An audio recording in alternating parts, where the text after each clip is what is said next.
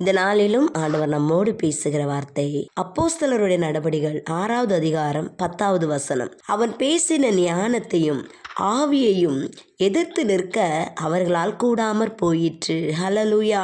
இயேசுவினுடைய அன்பையும் இயேசுவினுடைய போதனைகளையும் ஜனங்கள் மத்தியிலே சொல்லி என்னுடைய வல்லமையினால் நிறைந்தவனாய் ஜனங்களுக்குள்ள பெரிய அற்புதங்களையும் அடையாளங்களையும் செய்த ஸ்தேவானை குறித்து தான் அந்த வசனம் சொல்லப்பட்டு இருக்கிறது. இப்படிப்பட்ட காரியங்களை ஸ்தேவான் செய்ததுனால யூத மத தலைவர்கள் அவருக்கு விரோதமாக எதிர்த்து நின்றார்கள். ஸ்தேவானுக்கு தேவன் அருளிய ஞானமும் அறிவும் இருந்தபடியினால, பரிசுத்த ஆவியின் வல்லமையினால நிரப்பப்பட்டவனமாய் இருந்ததுனால, அவர் பேசின வார்த்தைகளுக்கு விரோதமா யூத தலைவர்கள் ஸ்தேவானை எதிர்க்க கூடாமல் ஆயிற்று. நாமும் தேவனிடத்துல அந்த ஞானத்தை கேட்கும் பொழுது, தேவன் கொடுக்கிற ஞானத்தினால நம்ம பேசுகிற வார்த்தைகள் ஒவ்வொன்றும் அதிகாரம் உள்ளதாயும் வல்லமை உள்ளதாயும் இருக்கும்போது, நமக்கு விரோதமா எதிர்க்கிறவர்களால எதிர்க்க முடியாதபடி கர்த்தர் தடுத்து விடுவார். அதற்கு பரிசுத்த ஆவியினால நிரப்பப்பட்ட ஒரு அனுபவத்தோடு கூட தேவன் அவர்களின் ஞானத்தினால பேசுகிறவர்களாய் இருக்கும்போது நமக்கு விரோதமாய் ஒருவரும் எழுந்து நிற்க முடியாது. இந்த வார்த்தையின்படி கர்த்தர் உங்களை ஆசீர்வதிப்பார். God bless you.